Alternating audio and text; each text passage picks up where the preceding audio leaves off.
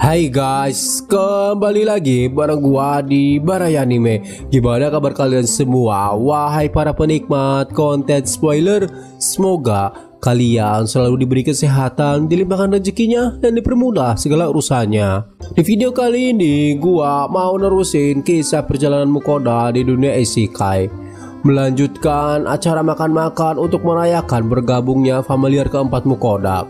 Setelah beberapa gigitan super, naga kuno itu bergumam, "Tapi sungguh, aku tidak percaya betapa enaknya makanan yang kamu sebut stik bawang putih ini," kata naga kuno itu dengan suasana sangat gembira sambil meneguk stik daging sapi bawah tanah rasa bawang putih dan kecap. Kamu benar-benar munafik. Sudah berapa lama kamu menyebut orang yang menjadikannya manusia kecil yang lemah? Dan itu belum genap mulai dari kamu menjadi familiarnya, gerutu Vel sambil menatap tajam ke arah anggota party mereka yang baru. Namun sang naga itu tidak membiarkan ketidaksukaannya terhadap situasi tadi menghentikannya untuk menancapkan taringnya ke dalam stik lain yang dibumbui dengan kombinasi garam dan merica. Ia membayangkan betapa indahnya hidup mereka bertiga karena selalu makan makanan yang enak. Sudah berapa lama kalian bertiga menjalani kehidupan seperti ini? Kalian sudah makan sepuasnya sejak kamu menjadi familiarnya, bukan? Sang naga bertanya sambil melirik Vel, Dora, dan Sui. Ya betul, dan kami sudah makan berbagai macam makanan, Dora mengakui. Vel mengangguk dengan tegas, memang benar enak. Rasanya halus, namun dalam kesederhanaannya terdapat kedalaman luar biasa yang semakin menarik dengan pasta cabai yuzu untuk menambahkan aroma rempah. Ya, itu enak sekali. Segala sesuatu yang Master buat selalu enak. Tapi Sui paling suka karagenya, renyah sekali, berair dan enak, kata Sui sambil melompat-lompat dengan gembira. Mukoda berasumsi mengingat betapa bagusnya karage yang ia buat akan membuat suasana hatinya menjadi baik. Mendengar apa yang Sui katakan, Vel dan Dora terlihat ngiler karena karage merupakan salah satu makanan favorit mereka. Dengan hanya mendengar reviewnya saja sudah membuat naga kuno itu ngiler. Oh ya, jika karage itu cukup bagus untuk menyenangkan kalian semua, itu pasti sangat lezat. Saya tidak akan menolak kesempatan untuk mencobanya juga. Aku akan mengajukan permintaan karage untuk makanan kita berikutnya, wahai tuanku, kata naga kuno itu. Mukoda merasa menu makanan selanjutnya sudah diputuskan. Dan tunggu, siapa yang dia panggil sebagai tuan? Cukup yakin aku ingat dia menyebutku manusia lemah beberapa menit yang lalu, gumam Mukoda. Ya, meski Vel merasa cukup menyakitkan mempunyai rekan sifat tua, tapi ia sangat setuju untuk karage menjadi makanan mereka selanjutnya. Dora dan Sui juga sangat setuju dengan itu. Ketiga familiarnya dengan antusias mendukung permintaan rekan terbaru mereka. Baiklah, aku akan membuatnya segera setelah kita keluar dari penjara bawah tanah ini, kata Mukoda berjanji. Jadi untuk saat ini ia meminta istirahat karena kelelahan setelah memasak stik daging tanpa henti selama berjam-jam. Tentunya mereka sudah merasa kenyang sekarang, atau setidaknya sudah mendekati itu. Camilan yang berhasil Mukoda selipkan di sela-sela stik telah sedikit membantu. Tetapi untuk Mukoda sendiri ia masih sangat lapar. Aku sudah makan banyak. Ya, saat ini sangat puas, kata naga kuno. Aku tentu saja bisa makan lebih banyak, tapi ini sudah cukup untuk saat ini, Vel menyetujui. Ya, aku juga kenyang di sini, kata Dora. Sui juga makan banyak, jadi Sui bisa selesai sekarang, kata Sui mengkonfirmasi. Dengan begitu, akhirnya tiba waktunya bagi Mukoda untuk makan dengan tenang. Tapi ia harus membuat stik bawang putih dan juga bawang nasi putih yang sudah lama ia nantikan.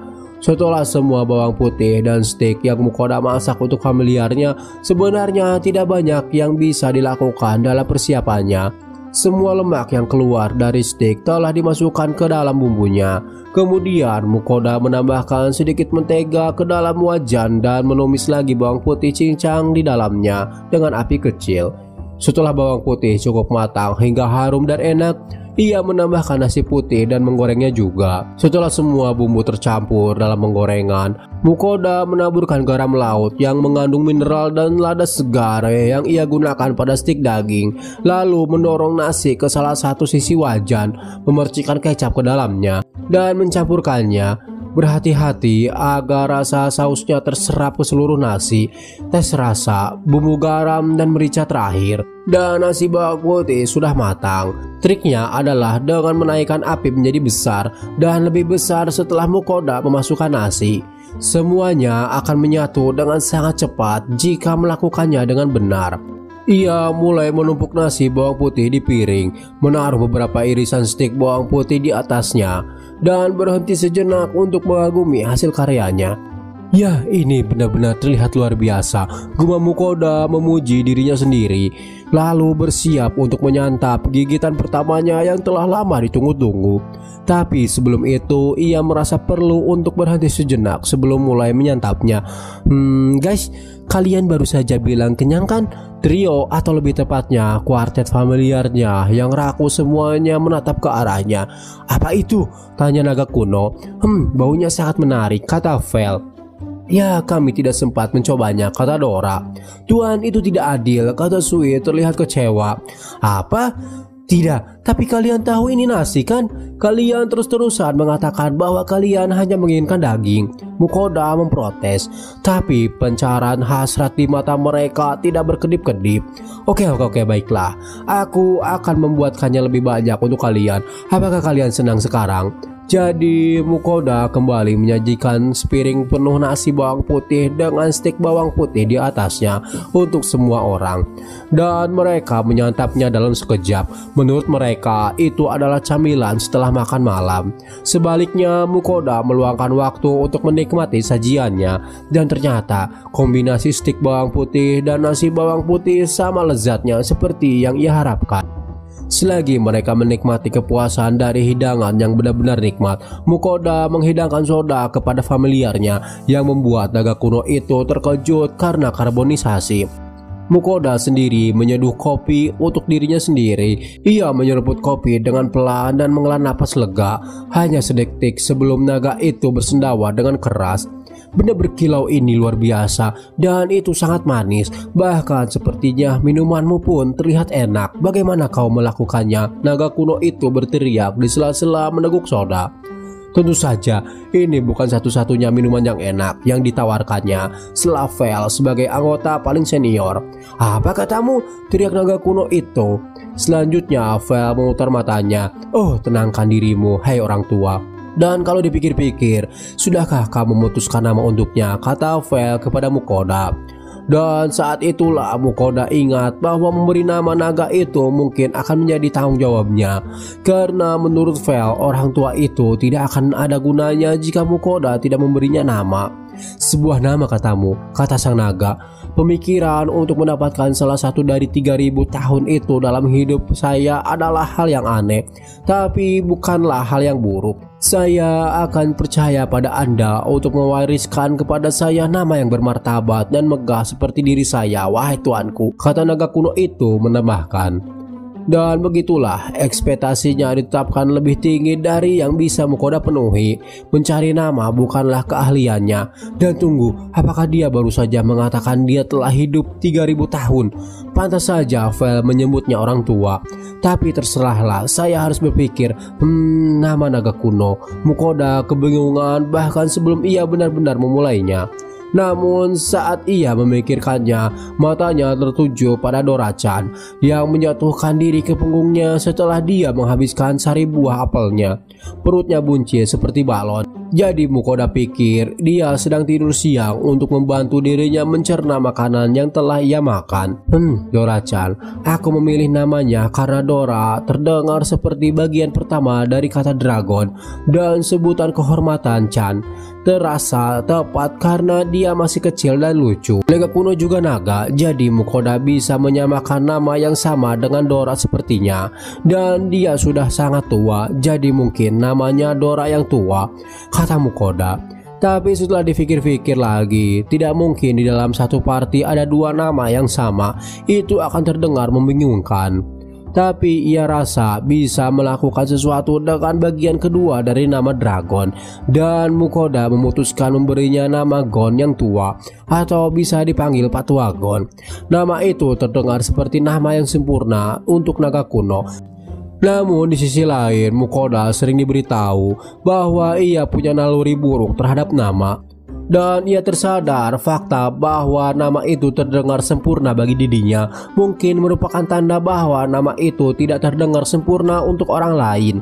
Naga itu juga meminta sesuatu yang bermartabat dan megah. Patua Gon jelas bukan salah satu dari hal itu. Semakin aku memikirkannya, semakin banyak kata Gon yang terlintas di pikiranku, gumam Mukoda. Namun saat ia memutuskan bahwa dirinya perlu istirahat dan menjernihkan pikiran, Vel tertawa terbahak-bahak. Nama yang sangat bagus yang telah diberikannya kepadamu. Tunggu, jangan bilang padaku. Mukoda segera menilai naga kuno itu. Nama Patua Gon, usia 3024. Ras naga kuno, sihir tertinggi, jiwa naga kuno. Dilihat dari statistiknya, naga kuno itu sangat overpower dan tampaknya nama itu sudah melekat.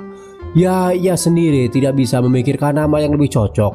Berhentilah tertawa, Vel. Menurutku itu nama yang sangat bagus yang membuatnya terdengar sangat ramah, teriak Mukoda dengan kesal. Ia lalu kembali ke naga kuno yang biasa dipanggil Gon dan menemukan tengah membeku di tempatnya. Apa yang sedang kamu pikirkan, tuanku? Dia meraung dengan wajah cemberut. Saya meminta nama yang bermartabat dan megah. Di manakah martabat dan keagungan nama seperti itu?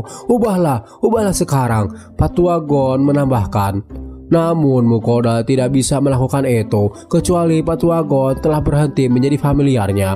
Mukoda merasa bahwa itu bukanlah nama yang luar biasa dan ia tahu nama itu tidak benar-benar memiliki kualitas yang naga itu cari. Tapi dirinya tetap bertanya-tanya, benarkah itu nama yang jelek? Ia bergumam tidak terlalu keras, tapi Gon tetap mendengarkannya. Tentu saja nama itu seperti sampah. Itu tidak memiliki sedikit pun pesona, kata Patua yang marah. Kita sebagai sesama naga meminta nama yang pantas dari orang ini adalah kesalahan, kata Dora sambil menepuk bahu Gon. Keributan yang mereka lakukan membangunkan Dora dari tidur siangnya. Dia memanggilku Dora-chan hanya karena aku adalah naga peri, yang padahal aku menanyakan nama yang keren padanya, tambah Dora. Oh, benarkah? Itu sungguh terlalu. Jika kamu adalah naga fiksi, maka kamu harusnya sudah dewasa. Aku tidak tahu apa arti Chan, tapi aku tahu itu tidak benar. Pada akhirnya Gon hampir terdengar sedih dan ia sepertinya sangat bersimpati pada Dora-chan. Meski menurut Mukoda itu bukanlah hal yang pantas untuk disimpati sama sekali. Saya harus mengakui bahwa saya juga menganggap pilihan itu buruk. Makanya saya memanggilnya Dora, kata Vel. Ya, kata Chan, aku tidak menyukainya, ucap Gon sambil mengangguk, dan ia juga akan memanggilnya dengan nama Dora saja. Sesama naga, angkat semangatmu, pungkas Patua Gon. Dora sendiri sudah pasrah dengan namanya. Ia hanya menganggap nama itu sebagai harga yang harus ia bayar untuk makanan enak dan membuatnya lebih mudah. Vel juga merasa demikian. Mengharapkan nama baik dari tuannya berarti mengharapkan hal yang mustahil. Ia sudah mengatakan hal itu pada Dora sebelumnya. Bahkan hampir saja tuan mereka memanggilnya Poci atau Koro karena alasan yang tidak masuk akal. Benarkah itu? Nama itu bahkan lebih buruk daripada Patua Gon, kata Gon, yang hanya dengan mendengar jeritan hati mereka saja sudah timbul desakan yang tidak dapat dijelaskan untuk membunuh sesuatu yang ada dalam diri Mukoda. Pada dasarnya Mukoda memberi nama familiarnya berdasarkan nama rasnya. Dari Vel yang merupakan ras Fenrir, Dora dari kata dragon, dan Sui dari kata slam. Yang menurut sudut pandang Vel dan Dora, nama itu tidak ada mirip-miripnya juga. Dan tentu saja nama Gon pasti tuannya ambil dari kata kedua dari ras dragon. Pada saat itu Gon, Vel dan Dora menoleh dan menatap Mukoda dengan tatapan kasihan yang aneh. Hei, berhentilah menatapku seperti itu, teman-teman. Dan sebenarnya aku tahu aku payah dalam memberi nama, tapi apakah mengeluh tentang hal itu secara serius akan membuat kalian bertiga bersatu, gumam Mukoda. Vel dan Gon baru saja siap untuk saling mencabik beberapa menit yang lalu. Pokoknya keahlian dalam menyebutkan nama sangat buruk, tapi bakatnya dalam memasak tidak ada duanya. Saya bisa bertahan dengan satu atau dua nama jelek jika itu berarti saya bisa makan enak. Ditambah lagi kita adalah familiarnya, dan itu berarti kita semua harus berada di sisinya apapun yang terjadi. Senang kamu menjadi parti kami, Patuagon, kata Dora. Memang betul apa yang dikatakan Dora. Saya mungkin bukan yang terbaik sejauh ini dan ramah padamu, tapi sekarang kita memang sekutu. Mulai hari ini dan seterusnya kita berpergian bersama Patuagon, ucap Vel. Ya mungkin kamu kasar, tapi aku sendiri yang memulainya. Gon mengakui kesalahannya, tapi kita akan menjadi kawan, Vel dan Dora, Gon menambahkan. Jangan lupakan Sui, teriak Slam yang sedang melompat-lompat di sekitaran Gon. Ah benar, tentu saja, dan hal yang sama berlaku untukmu Sui. Semua orang tiba-tiba tanpa rukun, dan itu adalah hal yang bagus. Tapi rasanya seperti aku ditinggalkan di sini, gumam Mukoda.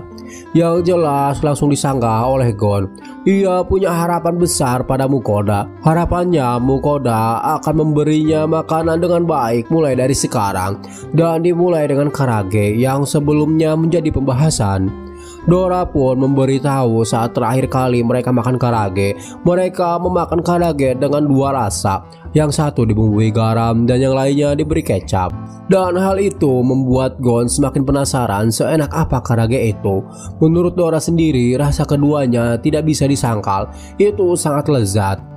Oke, kamu sangat bersemangat, aku tahu. Seperti yang kamu bilang sebelumnya, aku akan membuatnya setelah kita keluar dari dungeon ini, kata Mukoda sembari menghela nafas. Ia merasakan perasaan yang paling aneh bahwa dirinya sedang dimanipulasi oleh familiarnya sendiri. Tapi menurutnya selama mereka akur itu tidak menjadi masalah. Tapi sebelum mereka kembali ke permukaan, ada satu hal yang mereka lupakan. Di sana mereka tidak berlima. Mukoda mulai mengingat dengan naga hitam yang sebelumnya yang terkena hantaman ekor Gon. Rupanya saat ini naga hitam itu telah pulih dan bersiap melepaskan serangan napas pada mereka. Kamu pikir kamu punya peluang karena aku lebih kecil sekarang. Menyusut ke ukuran ini mungkin mengurangi kekuatanku hampir sepertiganya, tapi itu menyisakan lebih dari cukup kekuatan dan sihir untuk menghancurkan anak kecil sepertimu, bodoh, teriak Gon, yang lalu membuka mulutnya lebar-lebar dan mengeluarkan hembusan napas naganya sendiri. Kedua ledakan itu bertabrakan di udara. Mukoda berteriak ketakutan. Serangan napas Gon sangat terang dan menyilaukan, dan ia secara refleks membuang muka dan memejamkan matanya. Tak lama kemudian Mukoda menyadari bahwa cahayanya telah memudar, dan ketika membuka matanya lagi, lalu terlihat sekeliling dengan bingung. Hah, kemana perginya naga hitam itu? Sialan kau Patuagon, kamu luar biasa. Kamu menghempaskan naga hitam itu dengan satu nafas, Dora berteriak. Sayap kecilnya mengepak dengan cepat karena kegembiraan. Wah, kamu luar biasa Patuagon. Sui berteriak setuju, melompat dengan kecepatan tinggi. Suatu prestasi yang setara dengan naga kuno, kurasa, kata Vel, bahkan dia terdengar terkesan. Dan itu mengejutkan mengingat sikapnya sebelumnya terhadap Gon. Lalu Sui dengan cepat mengumpulkan semua item drop yang dijatuhkan naga hitam itu dan bergegas menghampiri Mukoda. Oh iya, item yang dijatuhkan monster di dungeon ini memiliki nilai bagi manusia, aku sudah lupa. Kalau begitu, aku menawarkan napasannya padamu tuanku, kata Gon kepada Mukoda. Mukoda pun menerima dengan senang hati karena dari item drop itulah ia bisa menghidupi familiarnya. Dari naga hitam itu, Mukoda mendapatkan batu ajaib ekstra besar, kulit hitam legam yang mengkilap, cakar yang sama hitamnya dan sangat tajam, lalu satu tulang hitam yang cukup panjang hingga mencapai pinggangnya ketika berdiri tegak. Tulang itu terlihat sangat menyeramkan bagi manusia. Menurut Gon, itu adalah tulang kutukan naga hitam. Pada saat itu, Vel yang selalu menyukai hal sepele mengangkat telinganya. Tulang kutukan naga hitam, katamu? Ya, saya telah mendengar cerita tentang mereka yang digunakan sebagai katalis untuk memicu mantra yang kuat, katanya. Mendengar itu cukup membuat Mukoda merinding. Sepertinya ia tidak akan pernah menggunakan barang itu, dan mengingat sifatnya, rasanya mencoba menjualnya bisa menyebabkan masalah yang sangat besar. Jadi Mukoda memasukkannya ke dalam item boxnya, membiarkan di sana sampai akhir zaman. Patuagon, kamu sudah lama berada di sini dan pastinya telah membunuh banyak monster. Jika Anda memiliki barang yang mereka tinggalkan, Saya sarankan Anda untuk menyerahkan kepadanya. Dia akan menukarnya dengan emas dan menggunakan emas itu sebagai imbalannya untuk menyediakan makanan bagi kita. Kata Vel yang saat ini sudah lebih baik. Ah, benarkah itu? Kalau begitu lewat sini saja, kata Gon, yang sambil menuntun mereka ke sebuah lubang di dinding gua yang menuju ke sebuah gua seukuran ruangan kecil. Lalu muncul dalam pikirannya, kenapa Denjen membuat gua sekecil itu? Dan ternyata gua itu tidak tercipta oleh Denjen, melainkan Gon sendiri yang membuatnya. Ia pun menjelaskan dirinya sudah lama membunuh naga hitam yang mengganggu tidurnya. Namun setiap kali ia mengalahkannya, benda itu akan menimbulkan segala macam kekacauan di sekitar gua. Jadi dia membuat lubang di dinding untuk digunakan sebagai ruang penyimpanan. Tetesannya akan hilang dengan sendirinya jika ia mengabaikannya. Naluri seekor naga adalah menimbun barang-barang yang berkilau. Dia tidak tertarik pada batu ajaib, kulit, atau taring, tapi peti harta karun adalah pengecualian. Ketika benda-benda itu terjatuh, dia dengan hati-hati mengambilnya dan menyimpannya di dalam gua, di mana penjara bawah tanah tidak akan menyerapnya kembali. Hasil akhir dari kebiasaannya adalah gua kecil itu dipenuhi emas dan segala macam harta karun. Mukoda lalu meminta semua orang untuk memasukkannya ke dalam tas ajaibnya. Di antara tumpukan harta karun itu terdapat pedang ajaib bernama Hunting, Gram, dan Excasas. Tapi ia memutuskan untuk berpura-pura tidak menyadarinya dan segera melemparnya ke bagian terlarang di kotak barangnya. Setelah tidak ada lagi yang tersisa di sana, itulah waktu bagi mereka untuk kembali ke permukaan. Gon memberitahu bahwa lingkaran teleportasi akan muncul di tengah ruangan utama. Jadi mereka semua menuju ke sana. Namun di tengah perjalanan, Mukoda penasaran akan sesuatu dan membungkuk untuk berbisik pada Vel. Hei Vel, Gon membuat lubang di dinding terdengar seperti bukan apa-apa. Tapi apakah semudah itu menobrak dinding di dungeon seperti itu? Tentu saja tidak. Dia menerobos dengan sangat kuat dengan kekuatan magis. Saya yakin, Vel menjawab. Mengingat apa yang Gon bilang jika penyusutan mengurangi sebagian besar kemampuannya sekitar sepertiga. Tapi dia masih mempunyai FP lebih banyak dari Vel. Dan angka yang dikurung itu merupakan statistik aslinya dalam wujud sempurna. Vel juga mengakui walau kedengarannya agak bodoh, tapi dia benar-benar monster. Mukoda kembali penasaran. Dulu Vel berhadapan dengan Patua Gon hasilnya imbang, tapi Mukoda tidak percaya jika Vel bisa selamat karena ia sudah melihat perbandingan kekuatan di antara mereka. Kemudian Vel menjelaskan, meskipun ia kalah dalam hal HP dan MP, serangan dan pertahanan, kecepatannya saja yang lebih unggul dari milik Patua Gon. Hanya satu perbedaan itu yang membuat Vel dapat mengimbanginya. Namun melihat statistik Gon saat ini tidak seperti yang lain. Yang satu itu menjadi lebih tinggi ketika ia menyusut. Sepertinya itu hanya masalah dengan bentuk normalnya yang terlalu besar untuk bisa bergerak dengan cepat. Hei, sedang apa kalian berlama-lama? Ayo berangkat, teriak Gon. Ya cepatlah Tamadora. Tuan, Paman Vel, ayolah, teriak Sui. Oh benar, maaf, kami akan segera ke sana, Mukoda balas berteriak. Lalu bergegas menuju lingkaran sihir yang sudah ditunggu oleh yang lain. Oke semuanya, perhentian berikutnya adalah permukaan. Kurasa aku akan berjalan-jalan di kota manusia secara terbuka sekarang.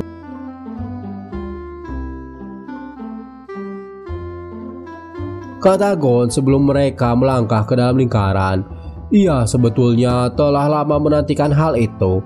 Oh benarkah itu? Berarti aku harus mendaftarkan sebagai familiarku secepatnya setelah kita keluar dari sini, kata Mukoda yang bisa dengan jelas membayangkan keributan yang akan terjadi.